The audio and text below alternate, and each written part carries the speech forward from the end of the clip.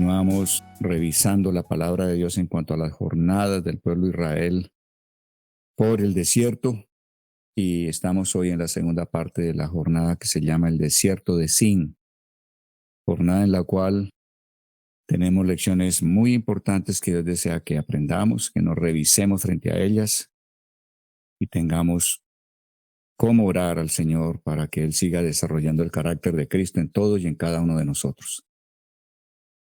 Padre de gloria, queremos agradecerte, oh Dios, porque tú llenas con bien los anhelos de nuestro corazón para que rejuvenezcamos como las águilas, bendito Dios.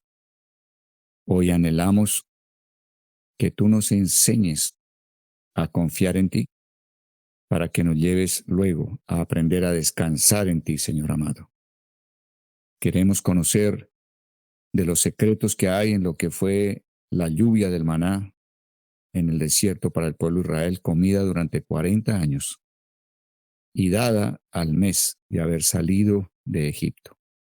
Padre nuestro, pedimos hoy que nos des comprensión de tu palabra para que entonces veamos milagros en nuestras vidas, oh Dios.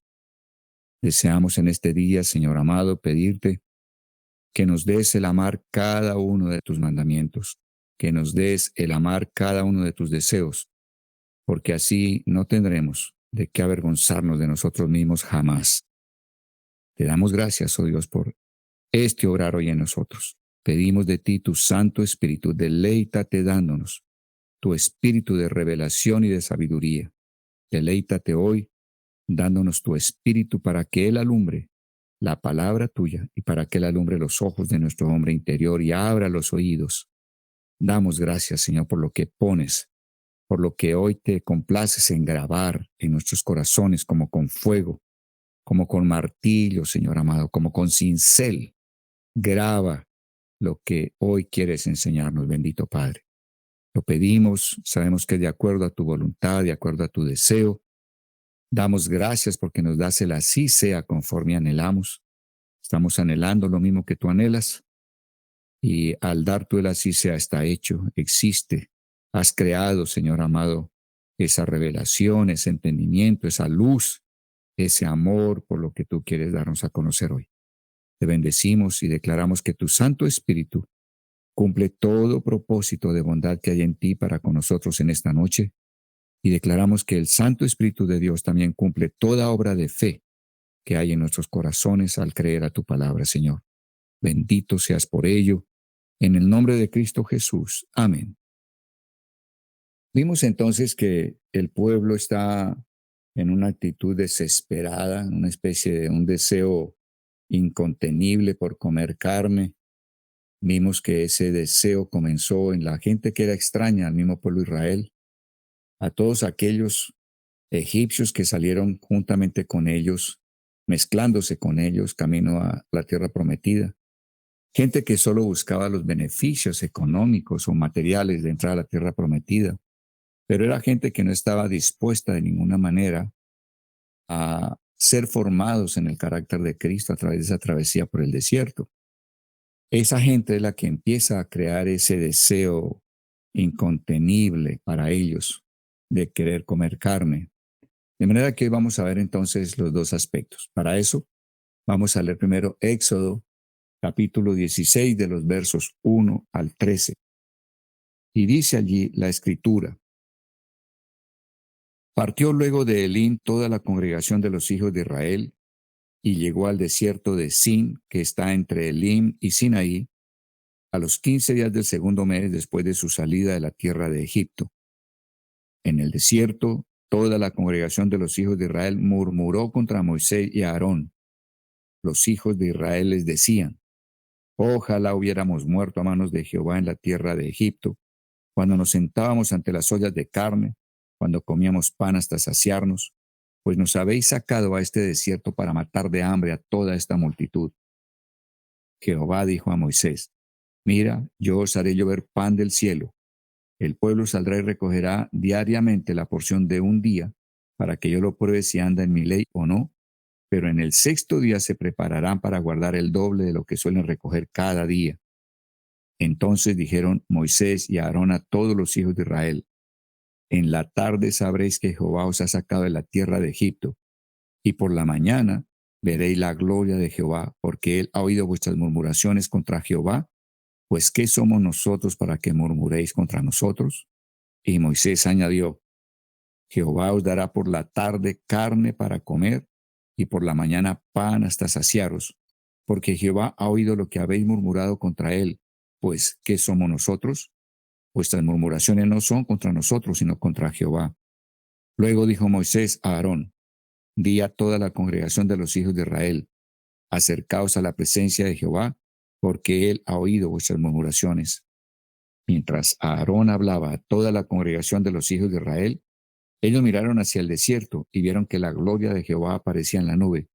Y Jehová dijo a Moisés: Yo he oído las murmuraciones de los hijos de Israel. Háblales y diles: Al caer la tarde, comeréis carne, y por la mañana os saciaréis de pan. Así sabréis que yo, Jehová, soy vuestro Dios. Al llegar la tarde, subieron codornices que cubrieron el campamento, y por la mañana descendió rocío alrededor del campamento. Cuando el rocío cesó de descender, apareció sobre la faz del desierto una cosa menuda, redonda, menuda como escarcha sobre la tierra. Al verlo, los hijos de Israel se dijeron unos a otros: ¿Qué es esto? Porque no sabían qué era. Entonces Moisés les dijo: Es el pan que Jehová os da para comer. Esto es lo que Jehová ha mandado: recoged de él cada uno según lo que pueda comer, un gomer por cabeza, conforme al número de personas en su familia, tomaréis cada uno para los que están en su tienda. Entonces vemos aquí en Éxodo 16, del 1 al 13, que Dios hace llover carne, es lo primero que sucede. O sea, Dios ha oído las murmuraciones de ellos y Dios quiere manifestarse como el Dios de Israel.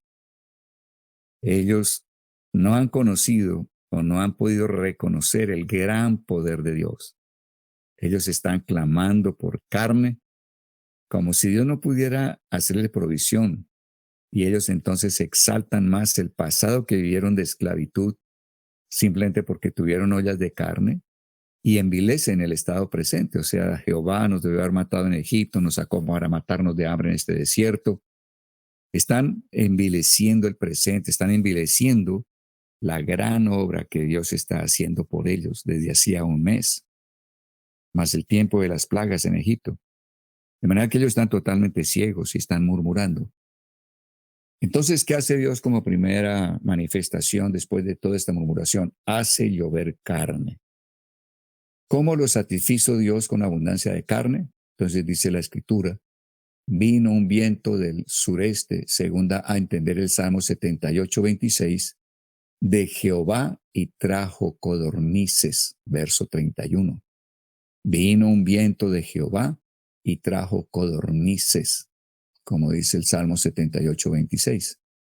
Así el pueblo tuvo carne en la cantidad requerida para un mes. O sea, Dios ni siquiera le dio la carne de un día. Les dio lo que ellos consumirían en un mes. Se lo dio en un solo instante, una sola lluvia de carne, de codornices. Y esta cantidad la recibieron de manos de un padre tan benigno hacia unos hijos tan insolentes y rebeldes. O sea, contrasta el poder de Dios obrando a satisfacer un deseo que no era el deseo de Dios. Empezamos aquí a ver una diferenciación muy importante. Eso era deseo de ellos, pero Dios no deseaba darles carne. El deseo de carne nació en ellos. Y Dios simplemente quiere mostrarles su gran poder. ¿Cómo en un instante les puede dar la carne de un mes? La cantidad que consumirán en un mes. Es Dios quien está queriendo manifestarles su gran poder para que puedan reconocer que Él es Dios, no es cualquier ente el que los sacó de Egipto. Lo segundo que vemos es que estaban tan deseosos de la carne que Dios les había enviado, que se pasaron aquel día y toda la noche y todo el día siguiente atrapando codornices. O sea, miren cuál era el deseo, la ansiedad de esta gente, que no hicieron caso de las palabras que Moisés les había dicho de parte de Dios, de que se habían de hartar hasta que se les saliera la carne por las narices. Está en el verso 20. Ahora, eso que Moisés les dijo que había dicho Dios, que les hartaría la carne hasta que saliera por sus narices, en realidad era una advertencia que Dios les daba. Había algo aquí que Dios estaba mostrando ya enojo ira, por el deseo absolutamente, primero, exorbitante en ellos, y segundo, que era un deseo que no era el deseo de Dios. Empezamos a ver aquí también algo muy importante que analizar, y es que definitivamente pedir a Dios lo que Él no desea en su plan para nosotros, Dios podría demostrarnos que lo puede dar, pero esto traerá una maldición en lugar de ser una bendición para nosotros.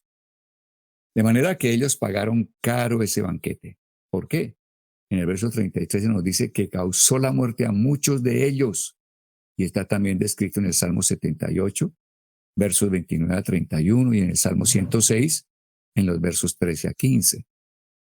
El recuerdo de esto quedó perpetuado en el nuevo nombre que Moisés dio al lugar, llamándolo Kibrot Hataaba, que significa sepulcro de concupiscencia.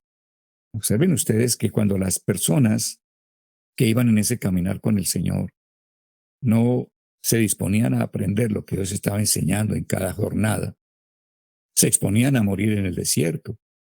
O sea, uno puede ver la manifestación de la benignidad de Dios, de la generosidad de Dios, de la gracia de Dios, pero uno también puede ver lo que es la disciplina que Dios establece. O sea, pareciera que así como de grande es su generosidad y su gracia, así de grande es también la disciplina que Dios impone cuando nosotros no atendemos a lo que Él está realmente queriendo enseñar. Dijimos que de todo el pueblo que salió de Egipto, mayores de 20 años, todos ellos, los mayores de 20 años, murieron en el desierto. ¿Por qué? Porque no pudieron confiar en Dios ni obedecerle. Ellos querían ver maravillas, agua, comida, zapatos que no se les desgastaron durante 40 años, ropa que no se les sacaba durante 40 años en el desierto. Ellos veían las maravillas, los milagros, pero ellos no entendían qué era lo que Dios estaba intentando enseñarles. Y por esa razón, todos los mayores de 20 años que salieron de Egipto murieron tendidos en el desierto. El cristianismo no es algo light que nosotros podemos tomar de esa manera. Sencillamente, tenemos un Dios de gran misericordia. De Él es el perdonar y el tener misericordia. Pero Él desea que estemos ardientemente buscándolo, pidiéndole que nos ayude, que nos haga entender, que nos haga comprender, que nos haga amar, que nos haga desear la voluntad de Él. Ahí es donde está, dijéramos, la obra de fe nuestra. Es buscarlo a Él para pedirle que Él mismo obre, se deleite en obrar en nosotros lo que Él quiere que obremos según la enseñanza que nos da en cada jornada. Éxodo 16, del 14 al 22, encontramos que después de esa noche tan terrible, y observen esto, ¿no? Cuando el pueblo de Dios le pide a Dios carne, que es algo que nace en el corazón de los hombres que iban caminando como parte de ese pueblo, era un deseo que nació en ellos, pero no era un deseo que nació en el corazón de Dios. Y aquí uno encuentra que hay una carencia de alimentos aparente, porque recuerden que ellos cuando están sufriendo todo este mare magnum de sentimientos, de emociones, de deseos por carne, ellos en el fondo están acusando que hay una carencia de alimentos a la vista. Ahora, frente a esa carencia de alimentos, encontramos que hay lo que ellos desean para satisfacer su hambre y lo que Dios desea para satisfacerles el hambre. El deseo de los hombres era carne, el deseo de Dios era el maná. Y en el fondo aquí estamos viendo otra vez la figura de los dos árboles en el huerto. En el huerto, Adán quiso comer, nutrirse, alimentarse del árbol del conocimiento del bien y del mal. Él quiso que su hambre de conocimiento y su hambre de estabilidad en su alma fueran dados u obtenidos en el árbol del conocimiento del bien y del mal. Y el deseo de Dios era algo totalmente diferente. El deseo de Dios era que el hombre obtuviera su alimento y satisficiera su alma del árbol de la vida que era Jesucristo mismo. Entonces aquí vemos el hombre deseando a su manera, asumiendo lo que es bueno para él y dejando de lado a Dios y sin importarle lo que Dios desea como bien para el hombre. Observen que las codornices llegan una tarde, o sea, comenzando la noche, toda esa noche recogen codornices, todo el día siguiente recogen codornices, y en la noche de ese segundo día, después de la caída de las codornices, están comiendo codornices. ¿Y qué hace Dios? Pues mata a una gran cantidad de ellos. O sea, ellos están deseando en un corazón de tinieblas, en un corazón que está en su noche. Ellos están comiendo en la noche. Ellos están satisfaciendo su desear, que era totalmente carnal, adámico, en la noche. Dios al siguiente día, o sea, cuando hay luz, cuando viene el amanecer, es cuando Dios da lo suyo, les da el maná. O sea, el deseo de Dios siempre se satisfará en gente que esté caminando en la luz, a las que les ha amanecido. Quiero recordarles que en el libro de Génesis, cuando el Señor muestra la creación que hizo sobre la tierra, Él siempre al hacer cada una de las cosas, de los elementos que fueron creados, Él dice, y fue la tarde y la mañana del día primero, y luego dice, y fue la tarde y la mañana del segundo, y luego crea lo que creó en el tercero y dice, y fue la tarde y la mañana del tercer día. Y uno lee y dice, creo que aquí se equivocaron, porque ¿por qué dicen la tarde y la mañana en lugar de decir la mañana y la tarde? No es que esté equivocada la Biblia, sino que las agendas de Dios comienzan con la noche. En cambio, las agendas del hombre comienzan con la mañana. Bueno, entonces tu agenda personal, a lo mejor dice 6 de la mañana me levanto, a las 7 de la mañana debo salir de la casa, a las 8, 9 de la mañana debo estar en tal lugar, y estás comenzando tu agenda con la mañana. Pero las agendas de Dios no comienzan en la mañana, comienzan en la noche. Y Él comenzó a hacer caminar la agenda que tenía para ti y para mí. Primero, caminando en una noche, en unas tinieblas, en oscuridad. Y luego algún día nos amanece cuando nosotros aceptamos el señorío de Cristo y entonces nos amanece. Y cuando amanece, entonces Dios comienza a darnos lo que Él desea. En la noche comimos e hicimos lo que nosotros deseamos, lo que nació de nosotros mismos. Oscuridad, naturaleza adámica, naturaleza caída. Pero Dios da lo que es de Él cuando amanece para el ser humano, cuando comenzamos a caminar con Él. Entonces aquí vemos claramente otra vez esa tipología de los dos árboles, de las dos formas de desear, de las dos posiciones que tuvo Dios frente a la posición que tuvo el ser humano. Entonces es algo muy interesante. A la mañana siguiente hizo llover sobre ellos el maná también, y este habría de ser su pan cotidiano en el peregrinar por el desierto. Le llamaron maná, ya que se preguntaron, ¿qué es esto? La palabra maná se traduce como esa pregunta, ¿qué es esto? Ellos no lo sabían, nunca lo habían visto, era algo absolutamente novedoso. Por eso les preguntaron, ¿qué es esto? Ahora, las características de ese alimento muestran que era provisto directamente por intervención sobrenatural de Dios y su poder nutritivo era tal que no tenían necesidad de nada más para su sustento. Era algo absolutamente poderoso, era algo maravilloso. Y cuando ellos dijeron, nuestra alma se seca del hambre que tenemos por falta de carne, ellos estaban menospreciando el alimento que Dios les iba a dar, que era este maná. Cuando ellos dicen, nuestra alma se seca, estaban indicando que el alimento que Dios les daba como maná no servía absolutamente para nada frente al hambre o al apetito que ellos tenían. Y asumían que era un alimento que, según ellos, no servía ni para cerdos, porque eso es lo que, en el fondo, conlleva esa expresión tan dura de que nuestra alma se seca por falta de ollas de carne y envileciendo la provisión de Dios a través del maná. Tenían que recogerlo cada mañana, cada uno según lo que había de comer, dice el verso 21, diariamente la porción de un día, como dice el verso 4. El Señor Jesús alude a este llover y recoger diario del maná cuando nos enseña a orar. El pan nuestro de cada día, dánoslo hoy, como está en Mateo 6:11 y en Lucas 11:3. El Señor Jesús vuelve a tocar el hecho de que hemos de pedir maná del cielo, hemos de pedir el pan nuestro al Padre, no lo que nosotros queramos o deseemos, sino lo que el Padre quiere proveer, que es lo mejor para nosotros. Recuerden que Dios es bueno y Él solo hace el bien, así lo describe el Salmo 119. De manera que lo que Dios nos da, indudablemente para nosotros, desde el punto de vista espiritual y desde el punto de vista de los planes de Dios, es lo triple A, es lo mejor de lo mejor.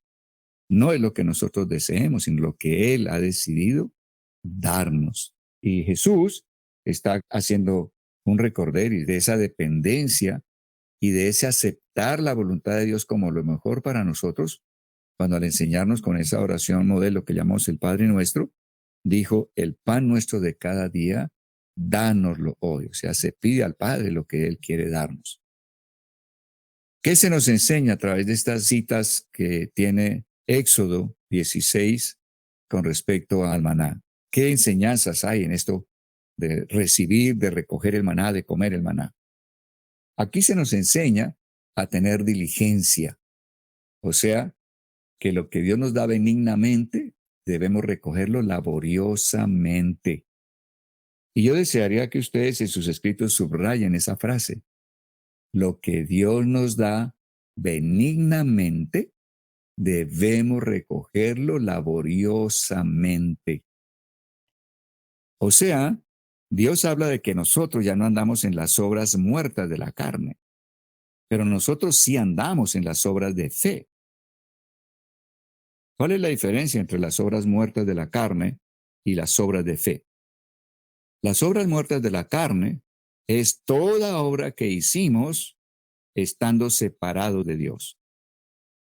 En esa forma de vida adámica en la cual nosotros nos consideramos dueños de nosotros mismos, consideramos que nosotros éramos capaces de determinar qué era el bien o qué era el mal para mí mismo, esa forma de vida en la cual nosotros no nos importaba ni atendíamos a los deseos de Dios, o sea, a la voluntad de Dios. No nos interesaba para nada. Ignorábamos a Dios, le habíamos dado la espalda a Dios. La Escritura dice que darle la espalda a Dios es cuando nosotros no obedecemos a su palabra. De manera que no obedecíamos a la palabra de Dios. Ahora, esas obras que hicimos en esa forma de vida se llaman obras muertas. Ahora que nosotros tenemos la vida de Cristo en nosotros, que hemos nacido de nuevo, ya las obras nuestras no son obras muertas.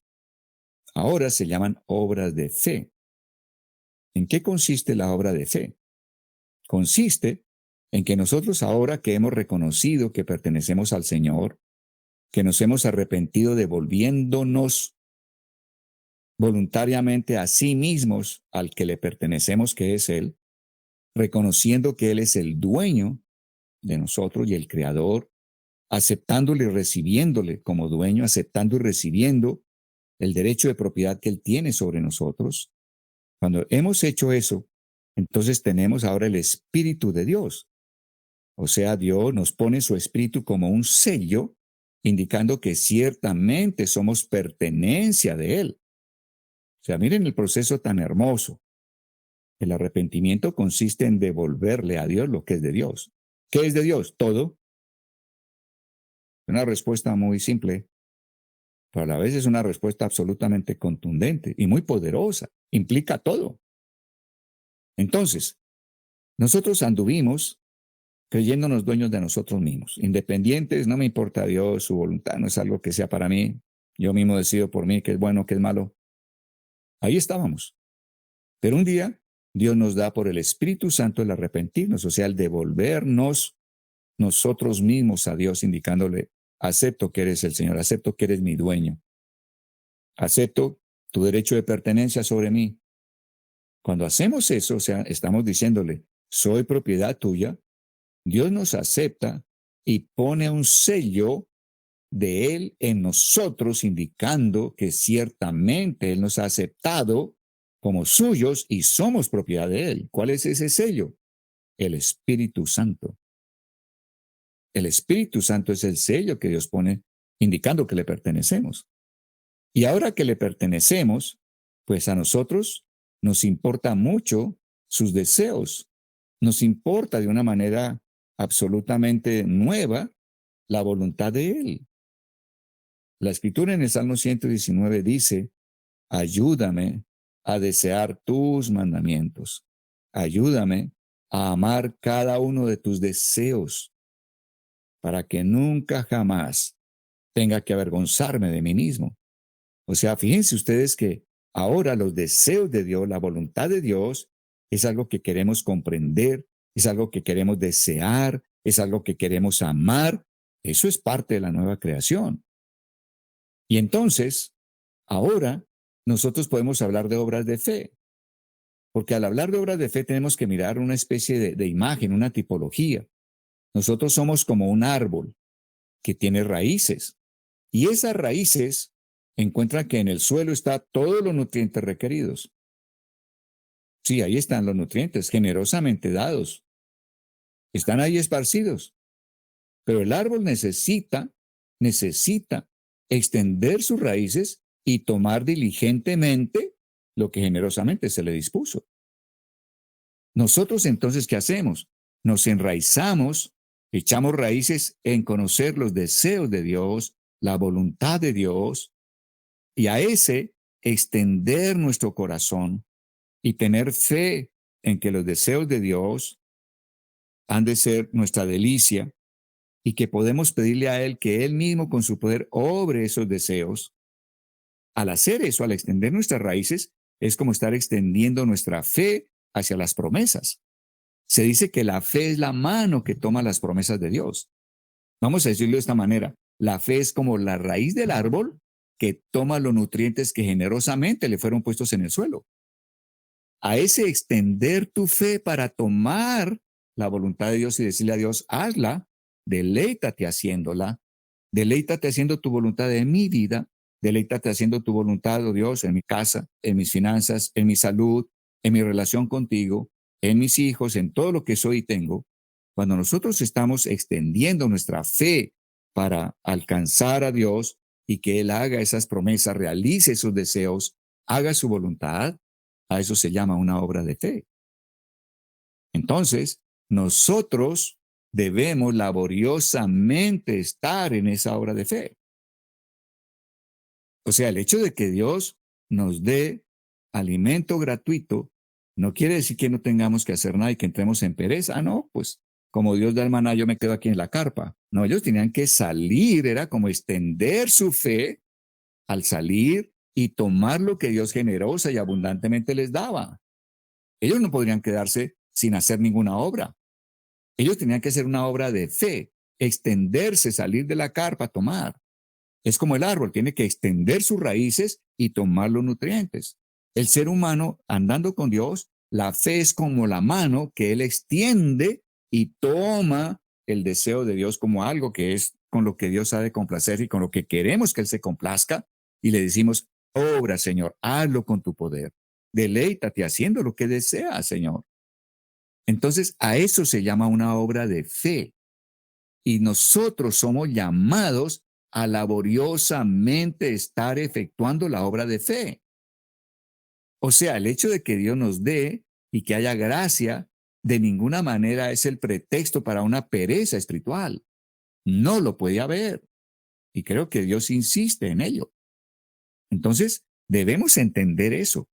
A ver, piensa, tú eres un árbol que tiene raíces, pero tú estás extendiendo las raíces intentando tomar de los nutrientes que hay en el suelo que Dios ya puso generosamente. Cuando tú abres tu Biblia, inmediatamente te encuentras con versículos que parecen como quien fue regando tesoros, dejándolos tirados en el suelo. No sé, es como quien de pronto mira y encuentra en el piso aquí un billete de una denominación alta y aquí adelante otro y allá hay otros tres y todo el camino está como con tesoros ahí regados para que aquel que pase y quiera tomarlos los tome.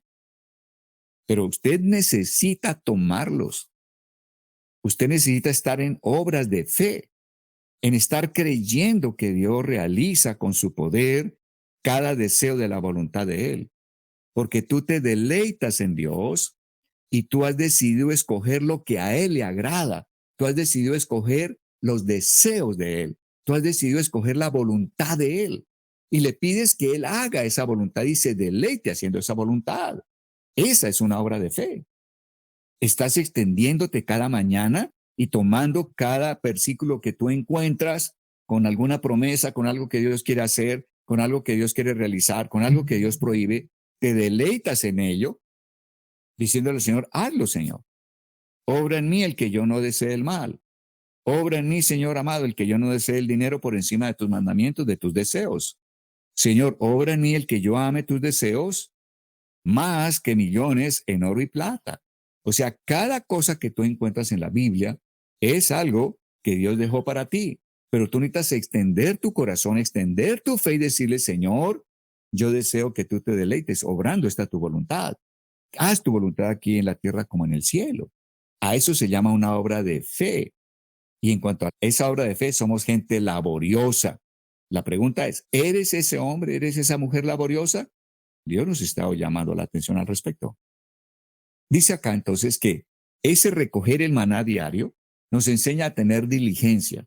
Diligencia es que había que cada día recoger. Yo no podía mañana recoger lo de ayer, ya es imposible. Pero tampoco podía recoger hoy lo de mañana para quedarme mañana durmiendo. Dios en el recogimiento del maná, que debe ser diario y la porción solamente del día, nos está enseñando, nos está llamando a que nosotros debemos tener un carácter que es un carácter diligente.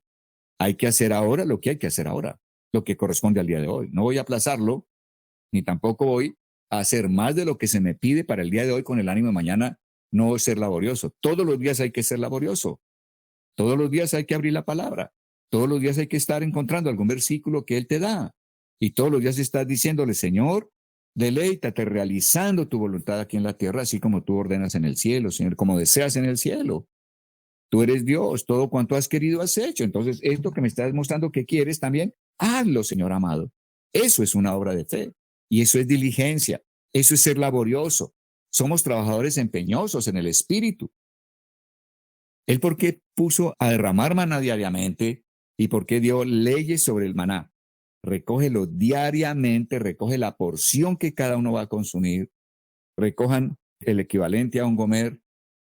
No recojan ni dejen para el día de mañana.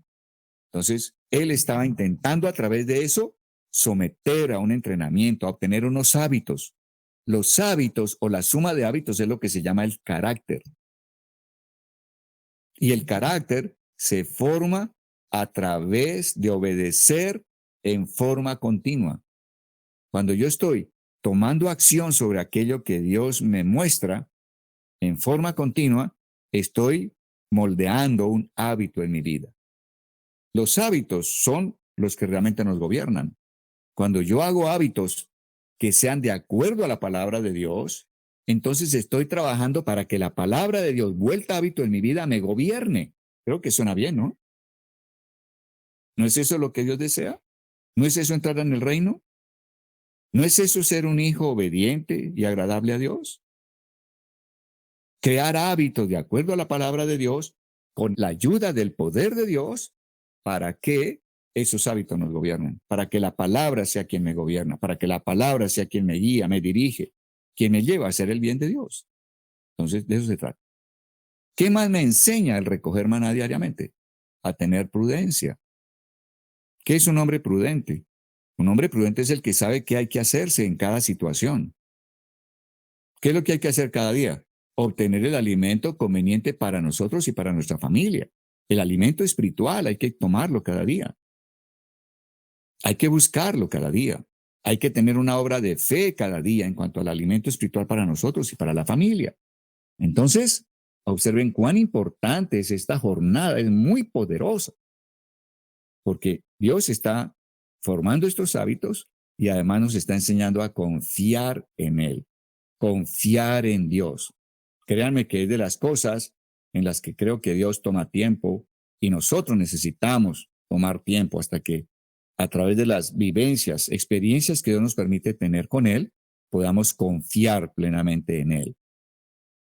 ¿Qué otra cosa quiere formar ellos en su carácter? Contentamiento y satisfacción con lo suficiente. Contentamiento y satisfacción con lo suficiente. Debían recogerlo cada uno según lo que había de comer. Se nos enseña que lo que basta ya es tan bueno como un banquete y lo que es demasiado es tan malo como una indigestión. Entonces, el tomar la cantidad apropiada y tener contentamiento y satisfacción con ello es todo un banquete. Pero si ellos se excedían, encontraban que había una consecuencia mala. Entonces, nosotros debemos tener esa misma actitud y formarla en nosotros. Cuarto elemento que él quiere formar en el carácter a través de recoger el maná. Depender de la providencia de Dios, de la provisión de Dios. Por eso él dijo, ninguno deje de ello para mañana, en el verso 19. Así se aprendería a ir a la cama y dormir tranquilamente, aunque no tengan ni una migaja en su tienda ni en todo el campamento, y que confíen plenamente en que Dios les traerá el sustento de mañana. ¿A qué se refiere Dios cuando habla de confiar en Él para cada día? ¿Dios qué les había hecho? Fue y le dijo a Moisés, dígale al pueblo que yo haré llover maná. Y él les dijo, van a tener que recogerlo cada mañana, la porción que cada uno va a comer. Ninguno va a recoger más de lo que realmente va a consumir, no deje nada para el siguiente día. O sea, él estaba prometiéndoles que cada día él iba a dar maná. Ahora, nosotros en el mundo natural confiamos en una persona cuando la vemos, ¿no? Entonces quizá observamos las actitudes de la persona, su lenguaje corporal, no sé, su tono de voz, lo que hablan otros de él, y podemos decir, no, esta persona es de confiar. Pero tuvimos que ver algo. ¿Cuál es el problema de confiar en Dios? Dios es espíritu, nosotros no podemos verlo. ¿Cuál fue el problema de Israel? ¿Qué fue lo que ellos vieron en el monte Sinaí donde Dios se manifestó y con su voz les dio los 10 mandamientos, más los otros que dio a Moisés? ¿Qué experiencia tuvieron? ¿Qué fue lo que experimentaron de Dios en ese monte Sinaí cuando les habló los 10 mandamientos? ¿Vieron alguna figura humana? Para nada. ¿Algún lenguaje corporal? No, porque Dios no tiene cuerpo, es espíritu. ¿Qué vieron? ¿Qué experimentaron? La voz de Dios. Sí, hubo trueno, relámpago, fuego, pero ellos de Dios en sí, ¿qué experimentaron? Una voz. ¿Qué es confiar en Dios? Confiar en lo que Él manifiesta a nosotros. ¿Qué es lo que Él manifiesta a nosotros? Sus palabras. Las escribió. Ordenó que las escribieran. Entonces, cuando tú hablas de confiar en Dios, realmente debes estar hablando de que confío en la palabra de Dios. Confío en que Él hace lo que dice. Y en el fondo Dios, al darles semana, está enseñándoles eso. A ver, ustedes para mañana no tienen alimento. Pidieron codornices, se atosigaron de codornices y se murieron todos los que debían morir. Ese no es mi deseo para ustedes, que coman carne. Pero él al siguiente día, conforme había prometido, a pesar de que la noche anterior lo habían ofendido, irritado, hecho airar, al siguiente día Dios está dando el maná que les había prometido. La noche anterior, después de la muerte con codornices, en fin, igual no había comida para el día siguiente. Había codornices, pero sabía que no, ya no las podían comer. Se morían si las comían. Era su propio apetito, no lo que Dios deseaba darles. Entonces, al siguiente día, que ven que hay maná, ellos lo que están experimentando es que lo que Dios dice, Él lo hace. Empezaron a aprender a confiar en Dios. No todos, pero algunos aprendieron a confiar. Los que eran menores de 20 años, y me imagino los que nacieron en el desierto, ellos aprendieron a confiar en Dios. ¿Qué es confiar en Dios? Aprendieron a confiar en su palabra. Si Dios dijo que les iba a dar maná diariamente, que tendrían que salir a recogerlo, ellos salían a recogerlo confiados plenamente en que Dios cumplía su palabra. Nuestra confianza está en la palabra. Confiar en que lo que Dios dice, Él lo hace. Y ese es un proceso que Dios quiere realizar en cada uno de nosotros. Y pasamos por muchas experiencias cada uno para llegar a esa confianza cada día mayor hasta el día que es absoluta. Entonces, debemos confiar en la palabra de Dios, en lo que Él dice, en lo que Él promete. Ellos tenían que aprender a depender de la providencia, confiar en que Dios provee. ¿Por qué confiar en que Dios provee? Porque Él lo dijo. Entonces, por eso es tan importante saber qué es lo que Dios dice, qué es lo que Dios desea, qué es lo que Dios quiere. Y eso es lo que hace uno cuando abre la Biblia. Encontrar cuáles son los deseos de Dios, qué es lo que Dios quiere hacer. Y confiar en esa palabra. Si el Señor dice, ama cada uno de mis mandamientos para que nunca jamás tengas de qué avergonzarte de ti mismo. Yo leo eso inmediatamente y digo, a ver, si tú dices acá que yo ame cada uno de tus deseos para que nunca jamás tenga que avergonzarme de mí mismo, si tú dices que ame cada uno de tus deseos, pues es porque tú deseas eso, que yo ame cada uno de tus deseos. Y si tú lo deseas, yo lo acepto. Y te digo algo, Señor, deleítate obrándolo en mi vida. Deleítate obrando en mí el que yo ame cada uno de tus deseos para que nunca jamás tenga que avergonzarme de mí mismo. Deleítate haciéndolo. O sea, Encontré en ese versículo una expresión de la voluntad de Dios y confío en que si Él lo desea, Él lo hace. Es Él quien lo hace en mí. Yo no soy quien va a correr a intentar amar cada uno de los deseos de Dios. No. Y 1000 veces no. Hemos estado repitiendo eso. Porque ya no estamos nosotros en nuestra propia fuerza intentando agradar a Dios. Dios no nos está dando a conocer sus deseos esperando que nosotros mismos en nuestra propia fuerza, sin el concurso de Dios, podamos satisfacer el deseo de Dios. No, ya eso no existe en nosotros. Si hemos realmente sido bautizados, si realmente hemos muerto, si realmente estamos viviendo en el Espíritu. No vamos a intentarlo hacer por nosotros. Estamos ahora diciéndole a Dios, hazlo. Qué maravilla, Señor. Wow, y gracias por hacerme conocer tu voluntad. Esto para mí sería imposible. Tanto el mandamiento más pequeño como el más grande, para mí mismo, en mi propia fuerza, sin ti, es imposible. Ya lo sé. De manera que hazlo, deleítate haciéndolo, Señor amado. Si Él lo desea, Él lo hace. Créelo. Dele gracias de ahí en adelante, Señor. Gracias porque tu Santo Espíritu cumple ese propósito de bondad tuyo en mi vida. El Espíritu Santo lo cumple. El Espíritu Santo hace y hará que yo ame cada uno de tus deseos para que nunca jamás tenga que avergonzarme de mí mismo. Y gracias, Señor. Gracias, Santo Espíritu. Cuán grande eres.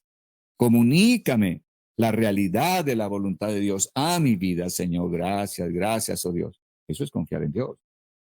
Y llega el día que tú, poco a poco, estás empezando a amar más y más los deseos de Dios. Cada día estás amando más el orar la Escritura. Cada día estás amando más el decirle a Dios, haz tu voluntad, haz tu voluntad. Desearía poder orar toda la Escritura, decir, este libro lo oré. Yo le pedí a Dios que realizara con su poder todo lo que Él está estableciendo en este libro. Gracias, Señor. Y eso se trata de confiar en Dios. Y esta jornada tiene por propósito que el ser humano que iba en este camino de Egipto a la tierra prometida aprendiera a confiar en Dios, a confiar en lo que Él dice, a confiar en lo que encuentra en su palabra, a confiar en lo que es su voluntad, expresada en palabras en ese maravilloso libro o dichas por el Espíritu Santo a tu vida. Entonces, ellos aprendían a ir a la cama tranquila. No, no hay nada. Ni aquí, ni en el campamento, ni nadie tiene nada. Y mañana, no, en ese momento para mañana no hay nada, pero Dios dijo que cada mañana haría llover maná. Entonces mañana hay lluvia de maná, no hay problema, salgamos a recogerlo. Ahora usted imagina unos 40 años en esa lección diaria, poderoso, ¿no? O sea, después de 40 años usted todos los días creyendo que comió porque la palabra de Dios lo dijo, yo creo que usted tiene que haber aprendido a confiar en Dios. Y los que no aprendieron a confiar, murieron en el desierto. Murieron en el desierto. Ahora, esto es importante. Tú puedes decir, bueno, pero yo realmente no soy una persona que confío en la palabra de Dios. O sea, Él es Dios y sé que tiene poder, pero no sé, allá en mi interior yo cuestiono, ¿será que sí? ¿Será que no? ¿Será que es para mí? Etcétera. Entonces dígale a Dios, Dios, tú anhelas, es tu deseo que yo confíe en tu palabra.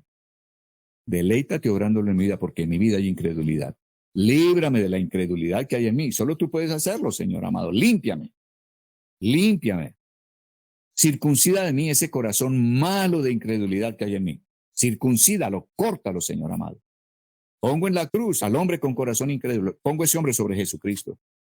Y Jesucristo se vuelve este hombre incrédulo con corazón malo de incredulidad. Y en la muerte de Jesús muere este hombre con su corazón malo de incredulidad. Y toma a cambio un corazón nuevo, un corazón de carne, un corazón que te cree, Señor amado. Esa es tu voluntad, óbrala en mi vida. Deleítate obrando en mí el que sea un hombre que confía en ti, una mujer que confía en ti. Y Dios va a decir, así sea. Oye, yo quiero hacer eso en tu vida. Claro que sí. Y el Espíritu Santo va a traer esa experiencia, a hacerlo una realidad en ti. Llega el día en que estás confiando y cada vez más y más. Ya puedes confiar a cualquier palabra que encuentres, no importa cuán grande sea lo que Dios está diciendo, porque es grande y muy grande, pero es Él quien lo va a hacer. Es Él quien lo va a hacer con su poder. Entonces, les animo, esto es maravilloso, pero si tú no aprendes esta lección, no sé qué será tu cristianismo. Créeme, yo no desearía que te quedes acá dudando. Yo deseo que aprendas y le pidas a Dios que te dé ese corazón bueno, que puede confiar en Dios y sabe confiar en Dios. Aprenden a confiar plenamente en que Dios les traerá el sustento de mañana. No es por lo que sus ojos vean. El justo vive por fe en la palabra, no por lo que los ojos ven en el mundo natural. Ellos no veían nada naturalmente desde que se acostaban. Dormían tranquilos. Al siguiente día, sus ojos veían algo, pero durante toda la noche no hubo nada. Ellos no anduvieron por vista, anduvieron por fe en la palabra. Él dijo que les daría pan cada mañana, a punto. Ok, listo, Señor, tú lo dices, hecho es. Se nos muestra también la necesidad de confiar en lo que se acumula para el porvenir. Dios muestra, a ver, usted no confía en mí, sino confía en lo que quedó en la alacena, pues usted está mal, su corazón está mal, es un corazón malo de incredulidad. Confía en el saldo que tienes de bienes naturales, pero no confías en Dios. Se nos muestra la necesidad de confiar en lo que se acumula para el porvenir. El maná que algunos dejaron para el día siguiente se pudrió y dio gusanos. Solo sirvió para dar mal olor. Bien interesante. ¿Cuánto de nosotros nuestra confianza está en el dinero, el saldo que tengamos en el banco? No sé, todos pasamos por ahí. Yo pasé por ahí. ¿Y qué hizo Dios? Gracias a Dios no puso 40 años a confiar cada día, pero sí lo hizo durante un año, 365 días. De tal manera que yo no manejé un solo peso, no pasó dinero por mi mano en un año. Y Dios hizo que viniera un hermano, viniera otro, viniera una familia a decir, vea, sentimos traer este mercado, sentimos traer estos útiles de aseo, sentimos traer tales cosas para ustedes. Ahí estaba Dios proveyendo, mostrándome. Yo he dicho que no solo de pan vivirá el hombre, sino de toda palabra que salga de mi boca, porque lo que yo digo lo hago. Y si yo lo dije, está hecho. Entonces, este es tu sustento. Tu sustento es lo que yo digo con mi boca. Mi boca ha dicho que no se ha visto justo desamparado. Tú eres justo por haber creído en la obra de Jesucristo, por haber creído en la obra de su sangre. Tú fuiste exonerado de toda culpa y de todo delito. Tú eres un justo por eso. Cristo te justificó con su sangre. Cristo te exoneró. De modo que yo no te veo a ti como un hombre que quebrantó mis leyes, un criminal que hizo y deshizo cosas terribles. Yo te veo como un hombre justo y no se ha visto justo desamparado ni hijo de justo que mendigue pan. Tú no estás desamparado. Voy a mostrarte que si yo he dicho que yo te amparo, te mostraré mi amparo. Y vas a aprender a confiar en esa mi palabra, que no se ha visto justo desamparado. Y vas a ver que esa palabra te va a sustentar, dando la provisión y el bien que ella tiene, no el saldo que tengas en tu mano. De modo que durante un año no manejé nada. Fue un año en que no manejé un peso, no pasó un peso por mis manos. ¿Me desamparó Dios? ¿Hubo sustento? Absolutamente sí. ¿Sobrenatural? Absolutamente sí. Ese sustento era lo que su palabra había dicho. Me enseñó a confiar en Él, en su palabra, y no en el saldo que tuviera en el banco o en el bolsillo. Bien importante, esto es muy poderoso. Amados, el propósito de la vida cristiana es que aprendamos a confiar en Dios, que dejemos ídolos. Hay quienes confían en el ídolo de dinero, en otros ídolos. Confiamos en el apellido que tenemos, no sé. Esos son ídolos. Pablo dice que el propósito básico y en un resumen muy general de todas las jornadas es, dejemos la idolatría. O sea, tengamos un solo Dios. Dentro de ese tener un solo Dios está tener el carácter de ese Dios y aprender a confiar en Dios. Y esta jornada es absolutamente poderosa como todas las demás. Solo que esta de pronto es más álgida, porque creo que trata con el corazón malo de incredulidad.